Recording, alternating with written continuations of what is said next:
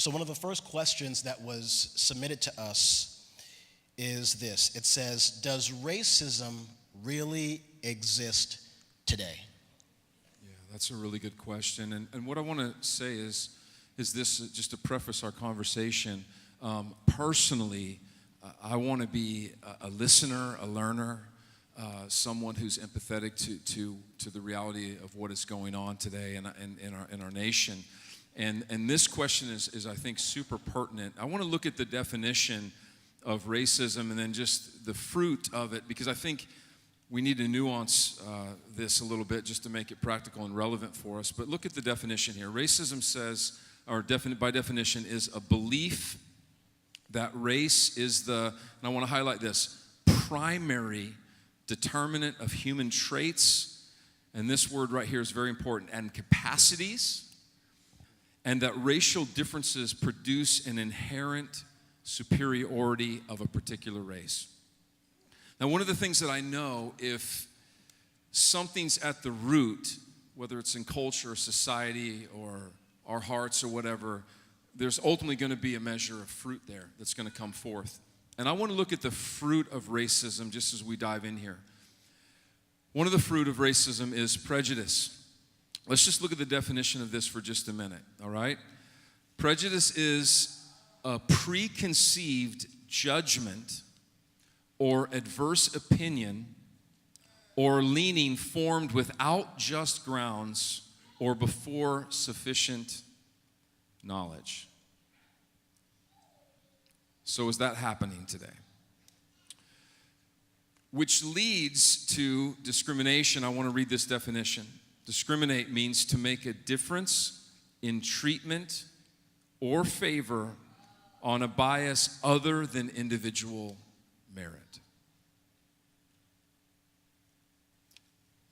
I believe this is a reality in our culture. I believe, obviously, things have changed. We've grown, but there's a reality in our culture as it relates to the issue of racism. Yeah, I think if we're honest, we know that racism has a very long history in human civilization as a whole. But when we talk about racism within the context of the United States, it does have a history, and it is really this false ideology and belief that, as we saw in the definition, that one race is far superior than the other race. What's really weird about that is that judgment is made just based off of surface features. It's based off of the color of someone's skin. Here's an example. Last week, my wife went to a nail salon that she goes to very often. And when she walked in, the manager of the nail salon saw her, and he knows her, so he told her to go and see a nail technician that was available.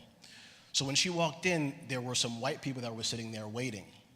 So as he motioned for my wife to go and see the next technician, there began to be some kind of murmuring.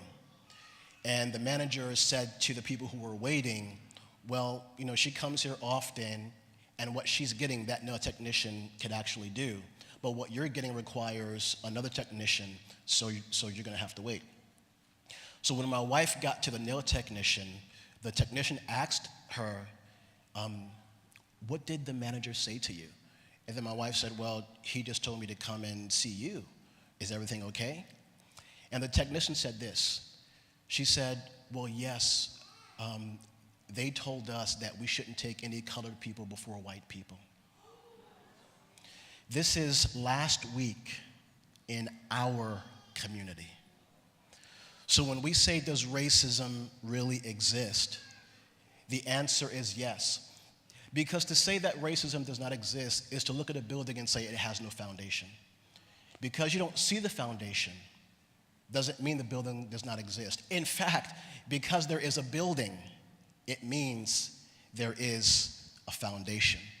And unfortunately, the sin of racism and the foundation that was built in our country that lends itself to systemic realities is still, unfortunately, pervasive in our country.